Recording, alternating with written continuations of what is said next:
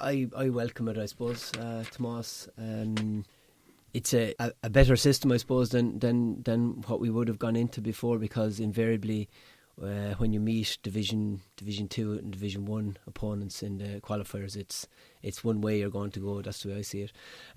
So it's a welcome development. It probably doesn't go far enough. I would like to have seen the B proposal adopted, which would have given you an opportunity to perhaps not perform on one occasion and get another shot at it. But that said, look, I mean, it's better than like I said, the situation at the minute. Yeah, would you have liked to seen perhaps a second chance in a proposed Tier 2 competition? Yeah, I think like that would have been a help, because the more games you play at that time of the year with your squad, obviously the better they're going to get, and that's the whole focus of what we're about, is just setting about improving the group and improving the expectations around the group and improving, I suppose, we'll say, our perspective as a county on football. So, like, I mean, and to say that, we're here to talk about the championship, but it really is all about Waterford progressing in the league. That's the way we see it, because that's what's going to give us consistent 6-7 games of competition that we aspire to achieve at a higher level. And like, the sooner we get up to Division 3 and hopefully progress on to Division 2 from there, the sooner we'll see a better standard of football in the county. Yeah, is there a case for maybe moving the league into the summer, Benji, because it seems to be the best competition that the GAA have in football at the moment? Yeah, definitely, I think so. But look, there are so many questions around the club environment and the club games. Once you start exploring that avenue, it's just going to get increasingly difficult. That said, if there was a mind to do it, I think it could be done. I think it could be all closed out perhaps by August, and then have your club season later on in the year. A lot of people won't agree with that, and as always, I mean, what you're trying to do is you're trying to get the consensus right, I think. But I think, like, gradually we are moving towards looking at that situation. That's what I would see as a real opportunity for players. An opportunity to get players involved and attract players into the setup, so that they know, look, I'm going to be playing in the good weather against good opposition, and hopefully performing at my best, and people will come out to see those games. So I suppose that's where we'd like to go. Yeah. Did you find from your experience this year that players and management enjoyed the kind of rhythm of the league, having those regular games, and you seem to learn week on week, Benji? Oh, definitely, absolutely. You're forced into a fairly concentrated environment there, where you've got to get a lot of stuff done in the first 3 days of the week in order to relay the information back to the boys about what went on the Sunday. And then it's all put it all into practice. So it's almost like you're working full time at the job, to be honest. And it's really enjoyable, because everybody has their shoulder to the wheel. The players are very focused.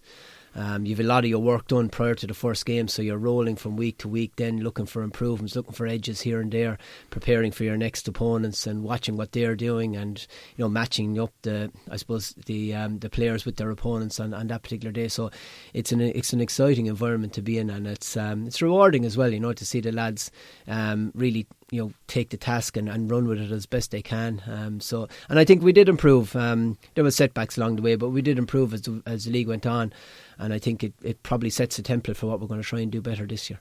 Is one of the positive elements of this proposal the fact that there's the carrot of playing up in Croke Park, as there is in the league as well? Definitely, I think, yeah, absolutely. I mean, players want to play on Croke Park. There's no two ways about it.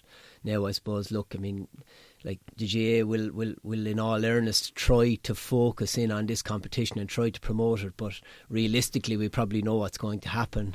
It's going to be a below par competition, and we understand that, and that's why, like, I suppose, look, it is important in the general scheme of things, but it's not my focus. My focus really is on the league, but of course it is important, and like, we'd love to be going out in Croke Park on Saturday. I think it's the 31st of March this year, for our league final. That's where we really want to go out in Croke Park. That's what I'm focused on, and that's what I've been talking to the players about. Is there any danger maybe that players will be a little bit disheartened that Waterford mightn't participate in the Sam Maguire competition, Benji, and maybe that they won't have days like they had up in Wexford Park as we saw 2 years ago?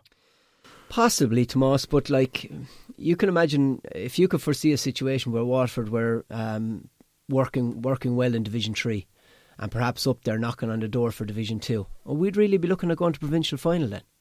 You know, we really would. We got the right draw for one or two games, and perhaps bring your Division 2 teams down to Dungarvan.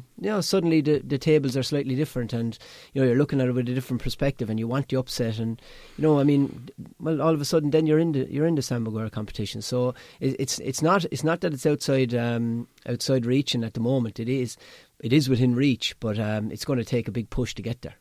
So you'd broadly welcome these proposals, and I suppose you'd like to see them come in when they're voted on October 19th up in Park and Cueve. Yeah, I think it's in everyone's interest that we get more games at a competitive level for the group that we have at the moment, and then going forward, we need to be moving on a level. I mean, that's obvious, but at the moment, this is a better proposal than the qualifier system, which invariably is going to lead to a heavy defeat at the end of the day.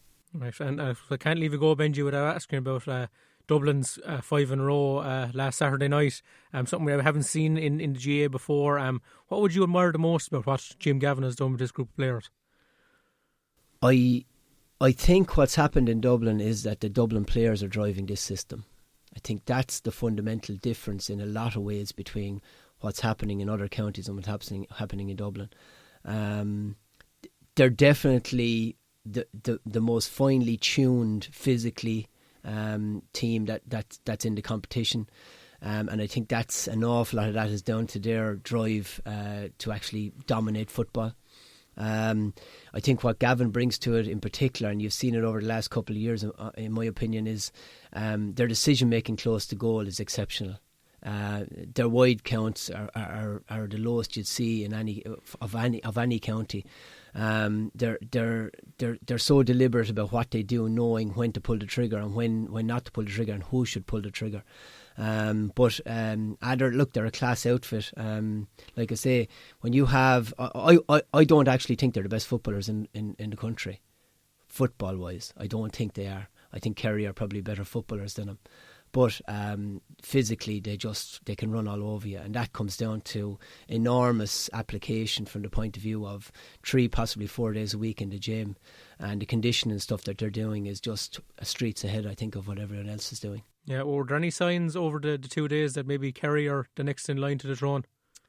Yeah, look, I mean, it's easy to jump at that now, but I mean, on their day, any team, Mayo, possibly, a couple of years ago there, they should have won in All-Ireland, and I would have been saying the same if I was sat here, a couple of weeks after that game. Who knows what's going to happen, but I think it's going to give the likes of a Kerry massive confidence going forward. They possibly should have won the first day, so they'll be thinking of that, and they'll be ruining that chance gone astray. So yeah, look, I mean, there are definitely counties there that can challenge. Now I will say, I suppose a caveat on that, going for a 5 in a row is going to put pressure on the team that's trying to achieve that, and you could see that, I think, the first day when Dublin went out. There were some errors being made there that weren't consistent with their past performances, so I suppose that has to be taken into account. But Kerry are definitely improving. Well, Benji, great to chat with you again today, and many thanks for all your help throughout the season. You're welcome, Tomas. Thanks very much.